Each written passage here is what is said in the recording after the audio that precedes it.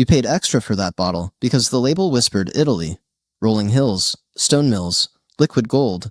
Now imagine twisting the cap and finding out you mostly bought marketing. For years, investigators and labs have reported that a large share of so-called Italian extra virgin olive oil reaching American shelves doesn't live up to the words on the front. Some of it blends cheaper oils from other countries. Some of it is stored and shipped in ways that strip freshness before you ever taste it. And some doesn't meet extra virgin grades at all. Tonight we're cutting through the romance and the fog. We'll walk through 5 big brands that have faced repeated criticism in independent reports and lab panels, and then I'll show you the labels and producers that consistently check out. If you cook at home, this will save you money, flavor, and frustration. Let's get clear about what's really in the bottle. Here's the playing field in plain English. Extra virgin isn't a vibe. It's a legal grade based on chemistry and sensory tests. Real extra virgin is low in free acidity, high in delicate aromas, and it stings the throat a little from polyphenols. That peppery tickle is the good stuff. Heat, light, oxygen, and time destroy those qualities fast. So even a legitimately made oil can show up on a store shelf already tired if the sourcing, storage, shipping, or packaging isn't dialed in. Add in loose country of origin labeling and global blending, and you get the mess consumers have been navigating for years. With that frame, here are 5 brands you should treat with caution, based on repeated third-party testing and long-standing concerns. Bertolli, the legal muscle instead of product muscle. The name is synonymous with Italian olive oil in American supermarkets, and the heritage is heavily marketed, yet mass-market bottles in clear packaging have been flagged by panels and chemistry for not meeting extra virgin benchmarks. Light is an enemy of olive oil. Clear plastic is an invitation for flavor to die on the shelf.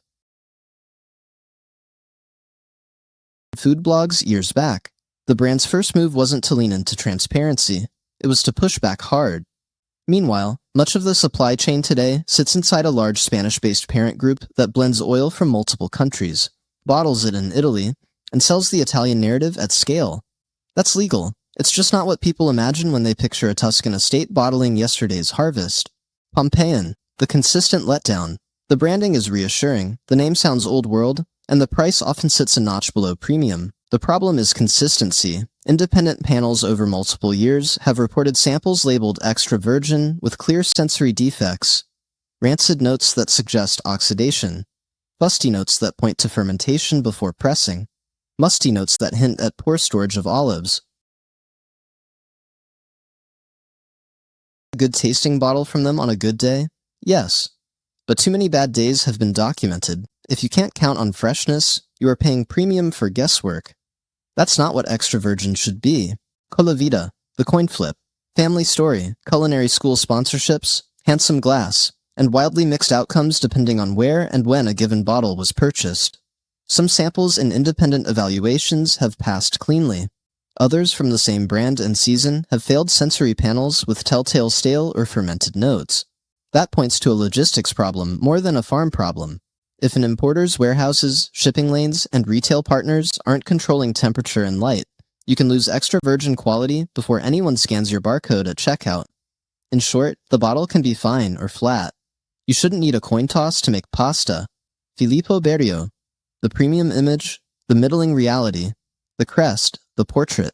The year 1867 on the label set an expectation.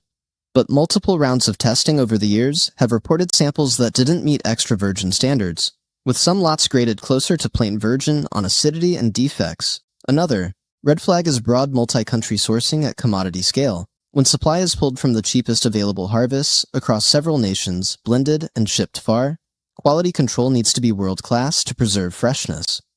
Too often, the results in the bottle don't taste like that level of control. Carapelli, the big red line. Beyond disappointing sensory panels, this brand has been pulled into enforcement actions and court findings in Italy related to labeling and unfair practices in past years. That should make any cautious shopper stop and rethink. At minimum, it underscores a larger truth about this market. You cannot buy the label alone.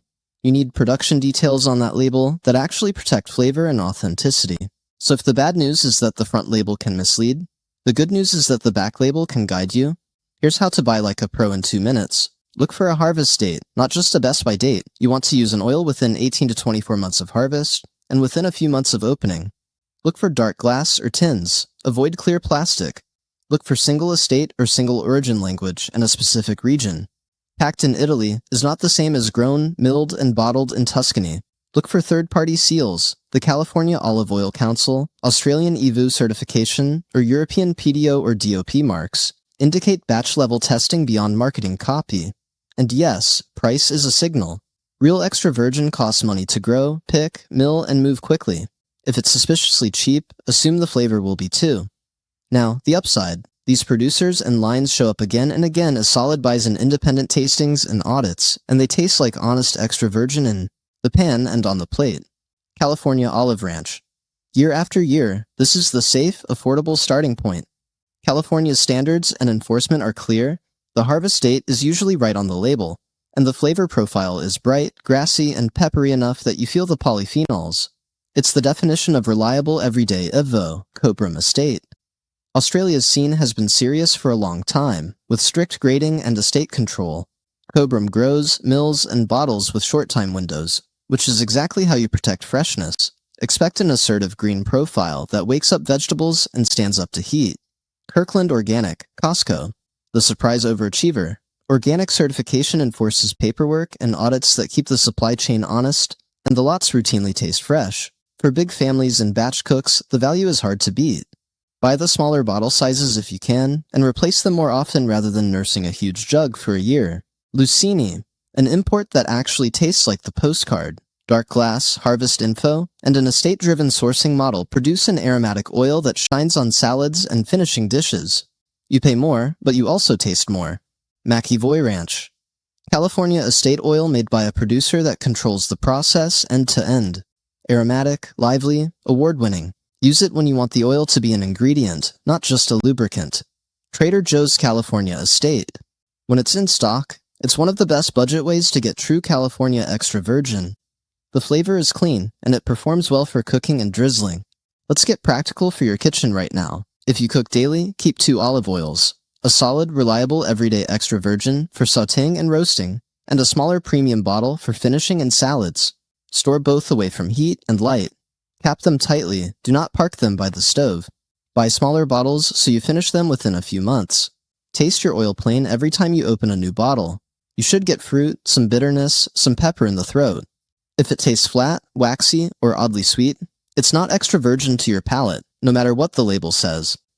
If you already have one of the 5 caution brands in your pantry, here's how to triage it. Pour a teaspoon and taste it straight.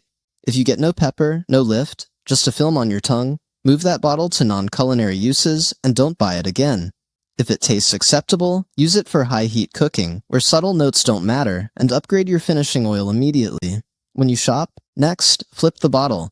Hunt for harvest date, region, certification, and bottle type before you ever look at the front. One more truth the industry would rather you ignore. Labels that say, product of Italy, can legally mean the oil was only bottled there. The olives may have been grown and milled in Spain, Tunisia, Greece, or elsewhere, then shipped to Italy in bulk. That doesn't automatically make the oil bad, but it does mean the words on the front do not describe the actual origin of the fruit. If you want Italian olives turned into Italian oil in Italy, look for a protected designation like DOP or a named estate with a region you can point to on a map. Let's end on flavor, because that's why you're here. Real extra virgin is one of the most impactful upgrades you can make to home cooking. Tomatoes taste more like tomatoes. Soup tastes finished. Grilled chicken doesn't need a sauce, because the oil is the sauce. You deserve that experience every time you twist the cap. The fastest path there is to stop letting pretty labels make the decision, and start letting harvest dates, dark glass, certifications, and your own taste do the work. If you found this breakdown useful, do the quick audit. Check your pantry tonight. If your bottle fails the light, label, and taste test, swap it for one of the reliable options we covered. Tell me which bottle you're using now, and what you want me to test next.